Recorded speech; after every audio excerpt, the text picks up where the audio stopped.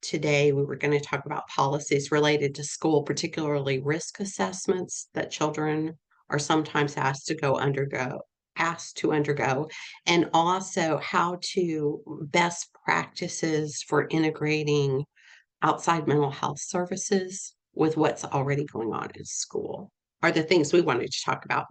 But I'm going to pause there and and just hear from you all if there's anything in particular you wanted to talk about or policy issues, whether it's anything we've already talked about or something different that you'd like to talk about today, or you'd like more information on, or you may have information on that you want to share with the group.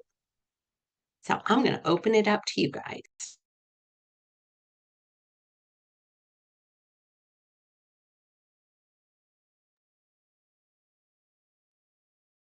Joy, this is Angel again. I do not have, I guess, anything to add. This is my first time here and, just here to kind of, get an introduction into what you all do, on these calls and, just learn. And then how, I can provide input, as we move on with these calls. So I do plan to attend, when y'all have them, and I have been receiving the emails, I think starting today. So I see you have some other calls coming up. So I'll be taking advantage of those. So glad, so glad, so glad you're here. Any other thoughts?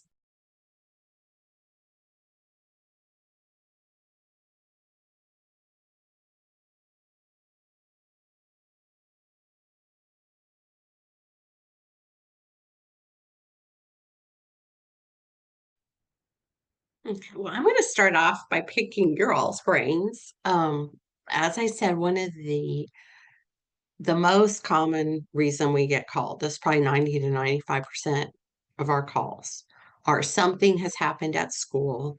And typically, by the time a family calls us, their child's about ready to get kicked out of school because of whatever's going on. It's usually related to behavior. And the parent or whoever's raising the child, it might be their grandparent, extended family member, might be a foster parent who's calling, may be on the brink of losing their job because they've gotten so many calls from the school and everybody's really stressed out.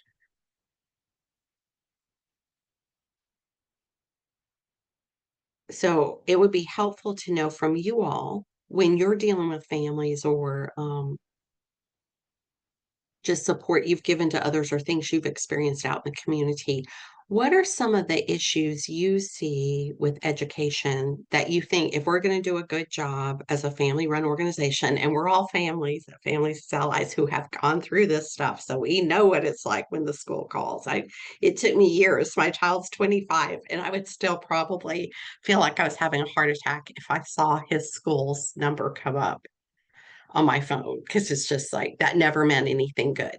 So do you all have any just in your experience, what types of things have you seen that if we were going to do a good job supporting families and being thorough with different things with school, what kinds of issues should we focus on? What should we be prepared to help families with, just from your perspective?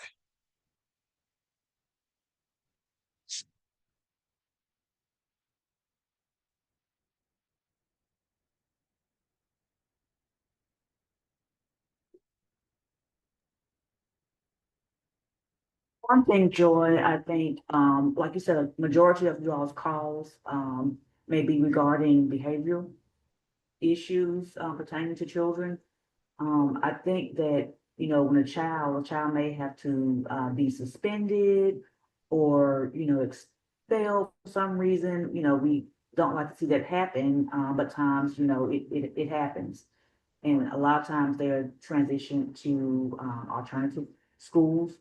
But I think having some resource for the family for their reentry into, you know, um, public school would be helpful. I've just heard my son, I'll use my son for example, with some of his classmates that have had to be removed from public school and sent to alternative school. When that particular child returned, back to school, he had to reacclimate. And it was an adjustment for him, that particular child, to reacclimate into the school system, because he had been out of the school system so long. And then again, that creates other behavior issues because now he's been out of this particular setting for so long, he has to readjust, and sometimes it's not that easy to readjust. I just think maybe having those transitional resources for families. Those are some really good points. And it is, they've gone through the trauma of everything associated with being expelled or suspended and being in a different environment they had to get used to, and then coming back. And I don't know how it was for your son's friend or the child your son knows, but there's probably also some stigma associated with it. Like everybody knows where I've been. What are they thinking? Are those the kinds of things you're thinking? Yeah, of course, and you're exactly right, now you're back into, your school, and everyone, you said, they're looking at you like, we know what you did, it almost becomes, a taunting issue or a bullying issue at that point, because now that child doesn't feel like they belong there. Um, when they once were a part of this school environment. And so what happens when you have a child that may not be mentally strong enough to handle that? What happens? They do something else to have themselves removed intentionally. So it's just like a trickle down effect. It could, have those different effects on children. So I think also, having the mental health portion included in that, being able to have those things where you're transitioning back into the school sense, it's because it's not as easy as people think. Okay, but you've been here before, so now it's time for you to go back. It's not as simple as that, because the parent has to transition, the child has to transition back into it, and even you're thinking about the staff and the students. I think there should be education on how, these students should be treated and received once they come back into that setting. Because it Because happens, it's whether we different. want to, it is different. Because some children, they're gone for a year, in two alternative schools. So you have to know that, I mean, that's just a huge change. Um, and I'll give you an example of a particular student that I'm speaking of. Um, he was in alternative school for about a year. He transitioned back into, regular school setting, and he came to a school function. Come to the school function, of course, you can hear the people, like, that's him, kind of whispering, so on and so forth. And He's the one who by, did such and such kind of thing. yes, Yeah. yes. And you even have parents, because people, know kind of what he did and what was going on. But before that function was over with, unfortunately, a student from another school said something to him, and it turned into a whole ordeal. He was taken down by the police because I mean, it was a whole scene, because now his behavior is to defend myself. I have to defend myself. But he was the one that ended up being taken out by the police, again. And so, I mean, it had, it hurt me to see that after I knew this was the particular child that had gone through all of this. Now he's just trying to transition back into the school system in a regular setting. But because everyone knows what he did, people are still pointing fingers, they're taunting him. Now he's in trouble again for defending himself. So So it's like it snowballed. It started as one thing, but then there's so many other things that come from that.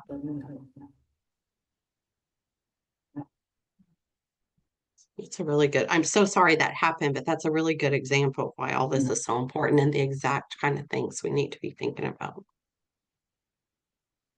I mean, and I don't know, as far as, alternative school, or when a child's, expelled or whatever, the case may be, what is happening during that time, with the child?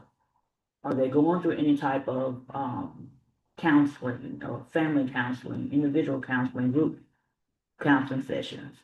I'm not familiar with that, but, just a thought that just came up, what's going on with the child and the family during that time as far as support. Excellent point. Gave us a lot to think about. So that's just a thought I had. Very helpful. Any other thoughts about things we should be thinking about if we're really gonna, because we want to be and I think we are, but we all think we're doing a good job probably. We want to be a real support to families, not where families call and go, well, that kind of helped, or I kind of felt like they understood. We want what's happening in the real world to be the same thing we're focusing on, and not what we decided was the real world, but what's the real world? And of course, we're asking families too, but we're picking your brains while you're on here. So y'all didn't know that you were going to come to this and get put to work. Any other thoughts? And I'm not pressuring. I just want to make sure I give everyone a chance.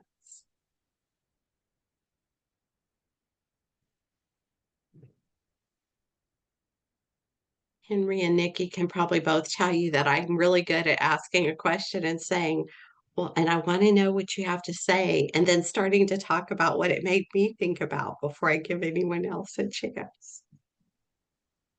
The only other thing I would say, Joy, is just remembering that one of the things we see a lot of, and people bring up a lot, is about bullying, and which kind of goes hand in hand with what she was talking about, because really what's contributing to more issues when children do come back, maybe from even that example, is that they feel bullied. They feel bullied by the other kids, even staff. And I was thinking about that when she was talking about creating that welcoming environment is where we have to start with, is the adults, because sometimes, if this is a teacher that has some animosity, maybe the interaction that sent the child to the alternative school had to do with another teacher, so all the teachers have an animosity, they're kind of standoffish and have an issue with that student. So it creates an environment where the child already doesn't feel welcome when they get there. And then if they don't, then teachers tend to be a little bit more lenient when other kids are kind of badgering a child when they have an issue with that child too. So it just creates a whole environment where a child has to spend the majority of their day, and they're not even comfortable and they don't feel safe. Very good points. And this isn't exactly related. Well, it's not the same thing, but I think it's related.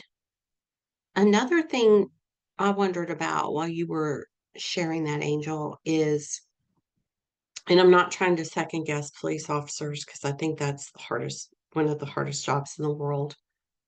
But it sounded like there was an altercation between two youth, and the youth with the history was the one that got focused on. And maybe that was exactly what should have happened. I don't know. I wasn't there. But I also wonder, given that child had this history and it's possible law enforcement already know about it, is it, did any of that? I know we don't know, but I think it's possible sometimes that snowball effect can include other community members and community systems once that child gets kind of known as that's the one who did this, that caused this, and now he's back. So, and I would think that would be a very helpless feeling to be that youth in that situation. It's like, how do you get out of that without doing more of what's happened in the past that has led to the problem? So it's a big snowball. Okay.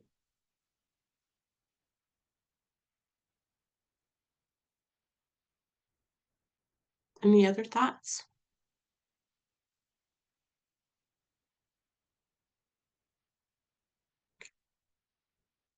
There were a couple of particular policy issues, and again, they're not about anything like a current policy issue. They're more ongoing things and ongoing policies in the state that we wanted to talk about. And as you were talking, what struck me is, as all of you were talking, is it's of course we want to address all of these issues, like when a child is expelled or suspended and they feel so isolated and they come back and they're coming back into a new environment, even if it's the same people and it's just different. And yes, looking at what kind of supports we can provide then, that's excellent. And everything y'all said. But I'm also thinking, and I think this is will relate some to two of the things we want to talk about today. What would really be wonderful is if we could back things up and figure out how can we help a child not get, like how can we set things up so it's less likely that child will get to the point of being suspended or expelled.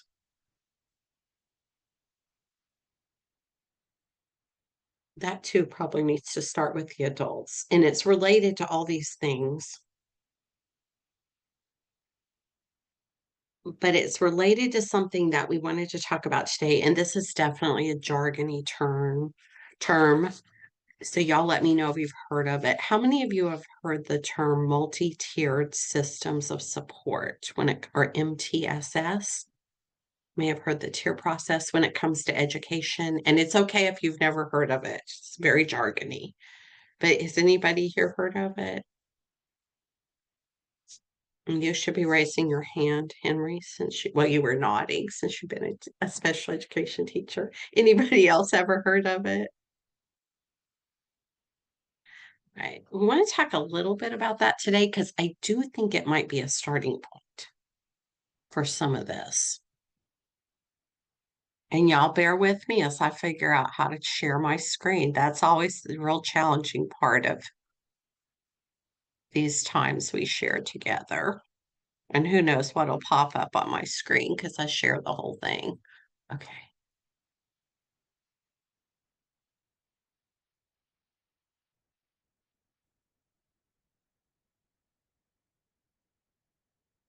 And of course, I think I have all this pulled up and then it's not there. We're going to get to this memo in a minute, but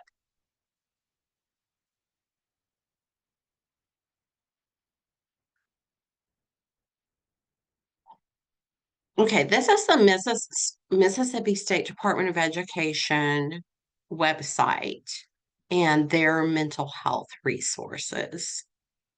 And there's some very interesting things to look at on here.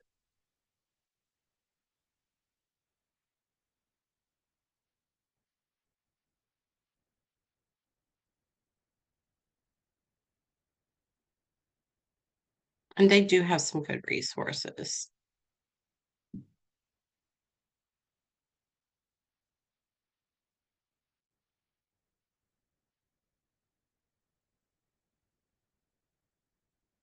And I thought I was going to be very quickly able to pull up about multi-tiered systems of support, but that may be on a different page. Let's look at supporting child and student social, emotional, behavioral, and mental health needs. And I also, in getting ready for this, learned that some of these resources have been taken down or aren't there because of some of the federal changes and federal cuts. So if we go to a link that's not there, I apologize in advance.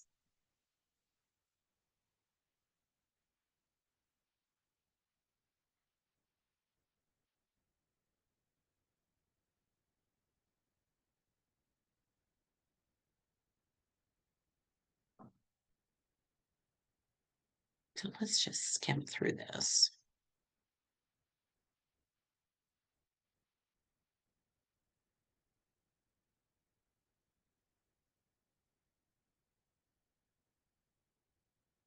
I'm actually looking for a graphic.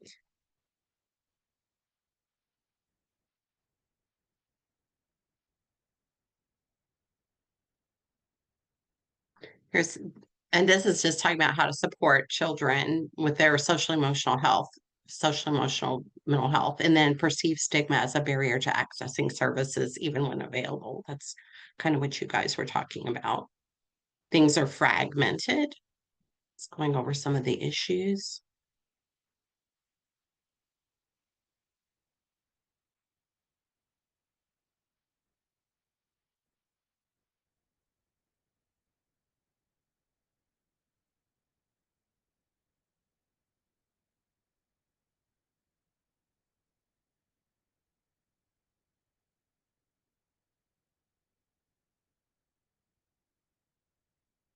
Okay.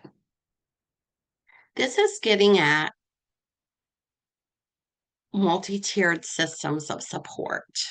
And well, they may not call it exactly that in here.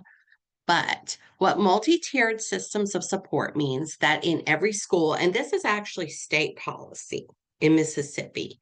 Now, this is an example of that. This isn't necessarily going to describe Mississippi to a T, but this is an approach that describes how that can be done. And these multi-tiered systems of support exist to help children both with their academic learning and with their social, emotional development at school. So these interventions are meant to address both behavior and academics. And the first one is primary prevention, and that's called Tier 1. And what that means is to emphasize universal support and wellness promotion for all. So to support every child in the school. So if you ever hear of like a social emotional learning curriculum or positive school climate, those are some things that are on that level 1 to support social emotional well-being for all children. So it emphasizes, let's just look at this first sentence. It emphasizes universal support and wellness promotion for all. At Tier 1, this should include a holistic emphasis on wellness for both children and students, families, and staff, emphasizing positive and proactive classroom practices. So things that help children communicate, help people communicate in a positive way, help support behavior, help children manage their own behavior. And when these kinds of things are in place, almost at least 80% of the children will usually benefit from it. And one thing we're looking at Families as Allies is there's people in the school. These are education interventions. So there's people in the school, and it's usually the school counselors who are sort of leading this effort and helping teachers implement it. One thing we're looking at is there's also community mental health providers who go into the schools. And a lot of times they're doing individual therapy with children, or they're pulling them out for day treatment. One thing we're looking at is, could those people be used to support all this so that more children could be helped? And then the next level of multi-tiered systems of support, or Tier 2, implements targeted support for children and students who continue to demonstrate social, emotional, and/or behavioral risk. So there are some children who are still going to have trouble managing their behavior, even if this positive school climate is put into place and these universal supports for everyone. And that might include things like targeted supports, and they should be things that have been shown to work, not someone that just comes in and says, hey, why don't we try this? But there's things we know that work. So social skills groups, similar targeted supports for children and students with emerging needs. And those supports should be layered on top of the universal, the ones in Tier 1. So it shouldn't be pulling children out. They should be staying in their classroom and getting all of those same supports with maybe like an extra small group, or maybe someone coming and observing in the classroom and helping the teacher know how to deal with specific challenges when that child has a behavior they're having trouble managing. And if those things are in place, it usually helps about 95% of the children in the school. So then we have, so any thoughts or questions about that? Is this sounding familiar? So this should be happening in every school. And sometimes people don't know that. And if a family feels like their child needs more support, one of the most helpful things they can do for any child, if they're in public school, is to go to the school counselor and say, I feel like my child needs a little more support with their behavior or with their emotions. And they can say, I've heard there's this thing called multi-tiered systems of support, but and a lot of times school districts just refer to it as MTSS. They don't have to remember that term, but the school counselor is the person to reach out to in this situation. Now, not all schools have access to a school counselor full time. And that's an issue that needs to be addressed too. But there should be some counselor who's associated with that school. Okay, so now we saw we have 95% of the children taken care of. Then there's the level 3 level of support. So we've gone through primary, which is tier 1, secondary, which is tier 2, and tertiary. And I always have trouble knowing if I'm pronouncing that word right, which is tier 3. So this prioritizes intensive and individualized support for children and students who demonstrate chronic or high intensity social, emotional, and or behavioral need. So, and these interventions, so a teacher support team comes together. And they don't have to include the family, but they definitely can. So if you ever hear a family say, my child got put on tier 3, this is what they're talking about. And that family can definitely be involved because in the meetings and stuff, they can ask to be involved because that parent's going to know a lot about what will and won't help their child. So these interventions, the others are kind of more broad, but these are based on individual student assessment data.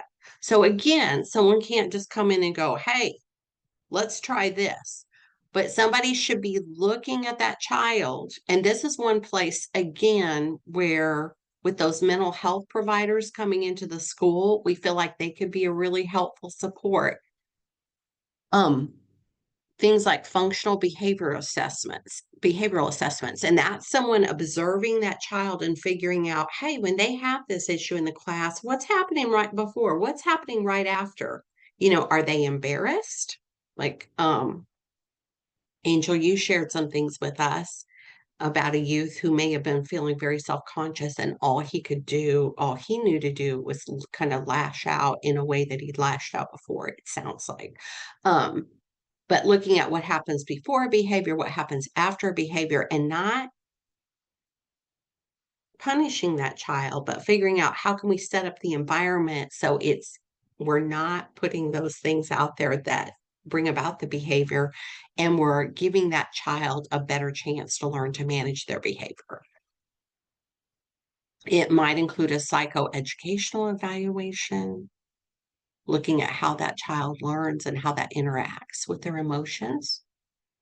And then there's a plan that's developed by a child or student-centered team that includes the relevant experts. So it might be someone who knows about behavior, might be a school psychologist, might be a clinician, educators. Look at this, family members and the child or student. If they're old enough, they can be on their team and help figure out, this is what will work with me.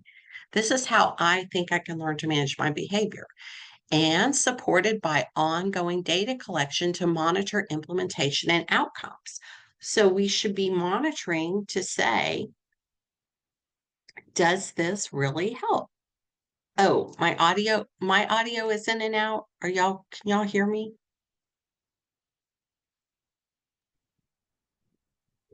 How's my audio now? It, it's clear. Yeah, it could just been on my end, but yeah, it was kind of going in and out. Okay, and now I'm having trouble hearing you. Let me see. I'm going to close some of my other windows.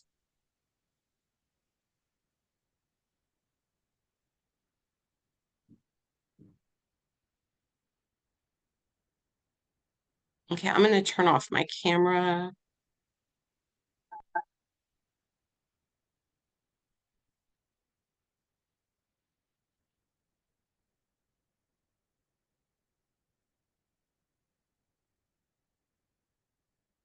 Is that better?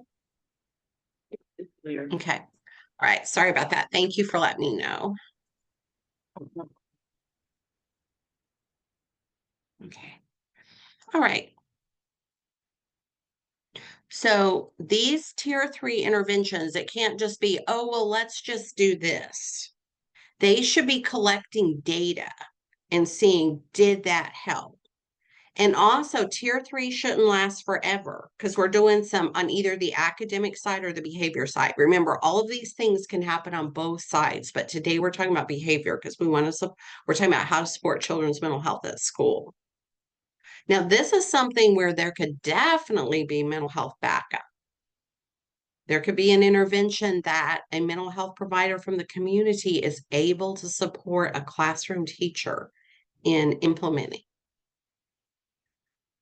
So tier 3 is time limited. I think it's typically 45 days, and they should see did that work? Is it helping?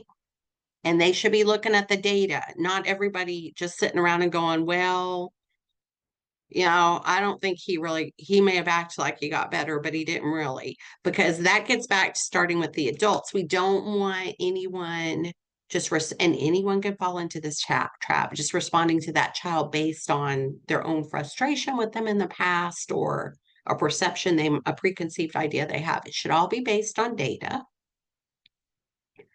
Should only last for these interventions should last 45 days at the most and then be reassessed because we want to see, is that child now able to go down to tier 2 or maybe tier 1 because this intervention has been effective. And again, they should continue to access supports in tiers 1 and 2. So it's not taking them out of the classroom for special intervention. It's delivering it as much as possible in the classroom. And it gives some examples. Anybody know what happens if the school district, what their options are, what they should do if they go through all these tiers with a child and the child is still struggling with a behavior and they're having trouble learning because of their behavior? Does anybody know what should happen next? And it's not on this page.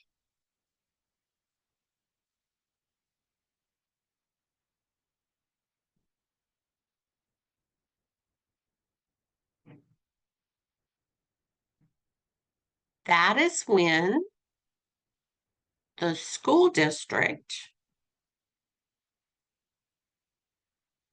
can approach the family and say, we have tried, your child appears to have we suspect your child might have a disability that's adversely affecting their ability to learn.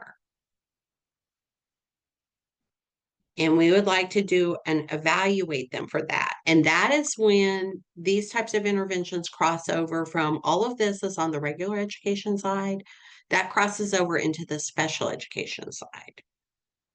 And then being evaluated to see if they have a disability that adversely affects their learning. The district can take that step at this point.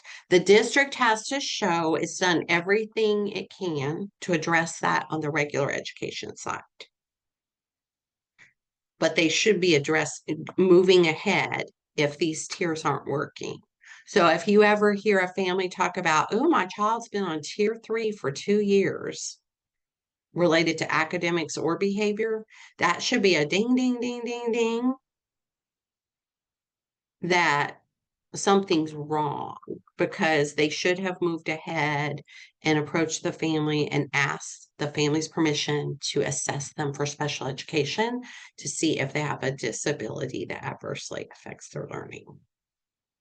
Now, this isn't directly related to what we're talking about today, but it's an important thing to remember. When can families request that their child, like if a family thinks, I think something's really going on with my child, I think they're struggling to learn, I think they need to be evaluated for special education services. And let's say their child's on tier one, just like everybody else, and nobody's ever said it from the school has ever said anything to them, to the parent about evaluating their child. When can the family request that evaluation? This is an extra bonus question.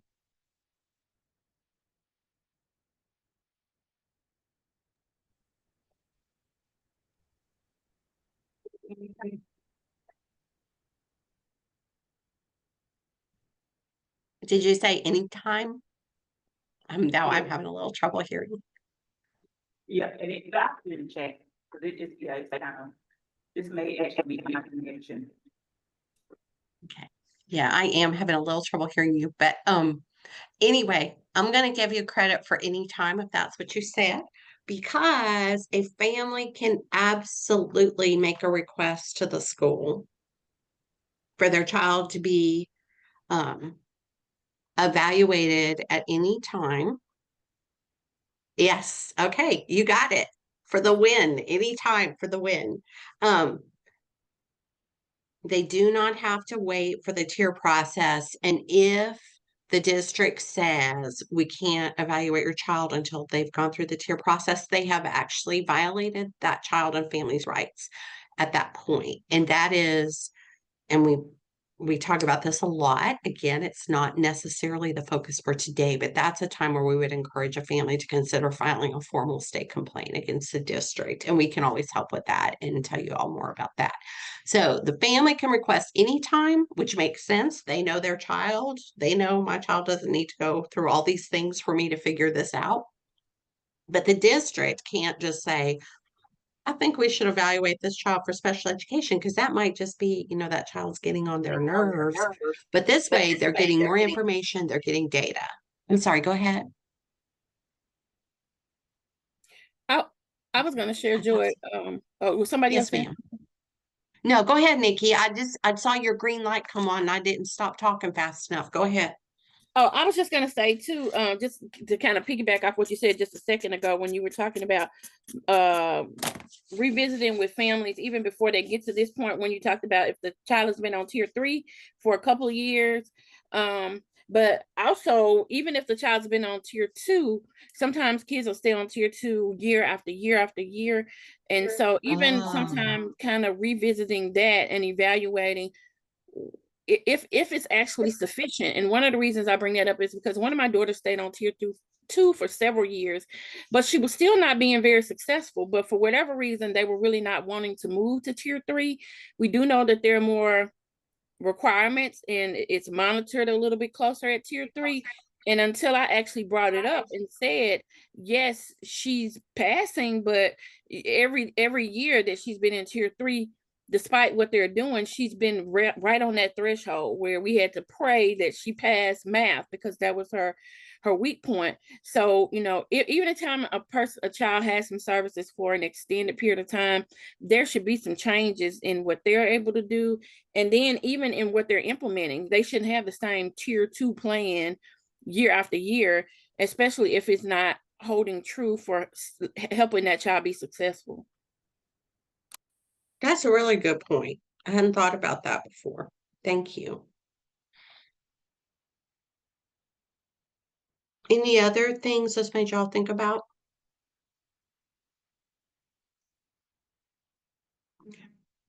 And one of our, and we're very objective oriented around here. One of our objectives for this was to identify ways that these mental health professionals who come into the school, like from the community mental health center, could support what's already going on in a school. And this is what we were talking about, because in other states, the people who come in from the outside are very, very integrated into all these processes, which is great because it's going to have more people working on it. So it's more likely to be effective for the children. The more heads, the better. And then perhaps some of these things like what you saw, Nikki, and there's no excuse for that, but that they would be less likely to happen knowing that more people were at the table. And that you have more of a range of expertise of people working on it. So starting with primary prevention, like mental health providers, not just saying, here's a social emotional learning curriculum you could use in this school, which is just a way of like a standardized way of making sure that kids have healthy ways to communicate, to work out differences, things like that, but helping implement that in the school and supporting the teachers and all the other people working directly with kids and doing that. And these secondary interventions, they could help with those. Let's just say like a small group in the classroom. And again, we don't want pulling kids out of the classroom. We want them in the classroom, but doing like a small group in the class. That's something a mental health provider could do. And then these tier 3 interventions, we already talked about mental health providers could help with things like functional behavior assessments. They might be able to help with psychoeducational evaluations or helping districts decide, which instruments to use. And then definitely with the interventions, but it should be in the classroom because the whole purpose of school is for children to learn. And if we're pulling them out for interventions instead of keeping them in the classroom, we're decreasing the likelihood that children learn. And yes, Sarita also gets a prize for the day that they should be allowed to address when they have concerns and advocate for their child. Absolutely. When that parent or whoever's raising that child sees the issue, that's when it should be addressed. Absolutely. All right. Then I was going to show you now whether or not I can get back to it after closing all these tabs. We'll see.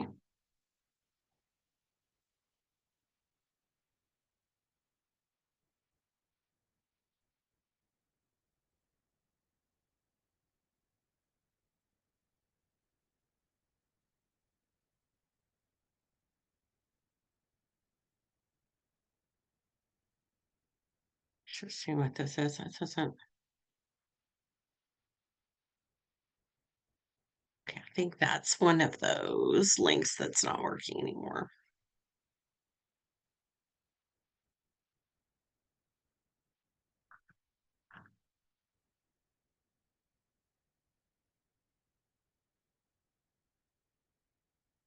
Another thing we've recommended is there are these memorandum of understanding between school districts and mental health centers that those memorandum, which is just saying this is what each of us is going to do, be updated to reflect these are ways that mental health providers can come into the school and support with MTSS. And I'm looking for the link that I closed. I apologize.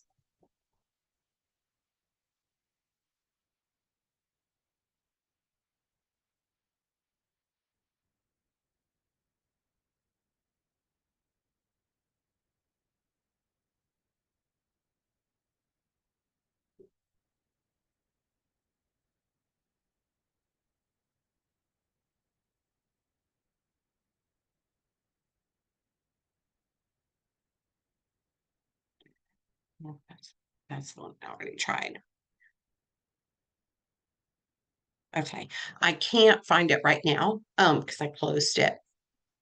But another thing, and this is very policy oriented and geeky, but there's the Substance Abuse and Mental Health Services Administration, which has actually been integrated into a larger agency that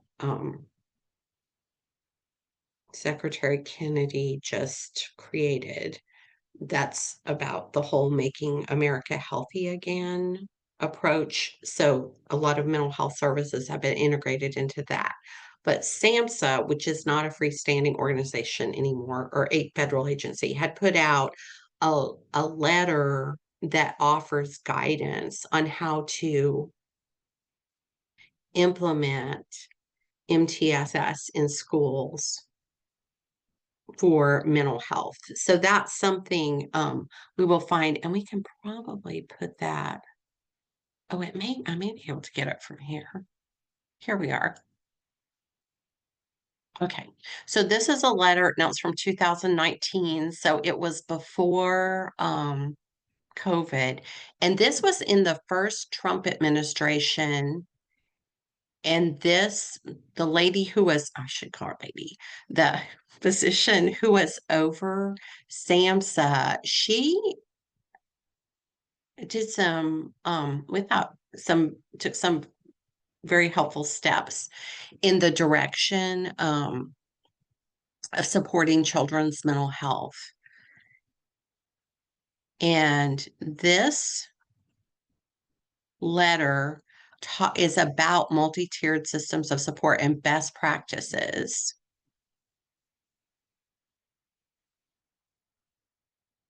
And she says there are a number of best practice models which are potentially funded by non-Medicaid funding sources that can assist with supporting students with mental health and SUD, that's substance use disorders related needs in schools. As detailed below, states also have several options within Medicaid to support school-based services. And the first thing she talks about is multi-tiered systems of support and what that should look like. So this is a really good guidance document for the actual mental health providers on how to do this. So I'll put this link in the chat.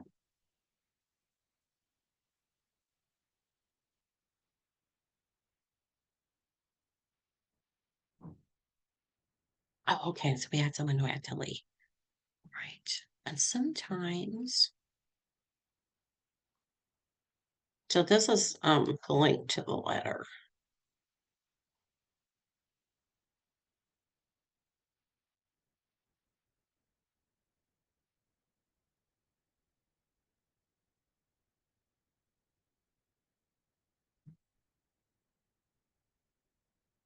And then this is the link to the document we were just looking at. Okay. Oh, and it is almost 1, so we need to stop. Okay. So we were also going to talk about risk assessments, but the big thing there is just making sure that we wanted to share with you um, is that they should be coordinated with the child's IEP or 504 plan if they have them, and the parent should not be dumped on to go get the risk assessment, but that they should be part of the team. So that is it for today. So, and I know a couple people had to jump off because they had meetings at 1. Any last thoughts from y'all? Appreciate everyone being here. I show my face at the very end. Okay. All right. Well, we end all of our meetings with go forth and conquer because we know it's families standing together. There's nothing we can't do for our kids. So there's no more remarks. Okay. All right. And is everybody okay if we share the recording? Okay. All right. Thanks, y'all. You go forth and conquer. Yeah.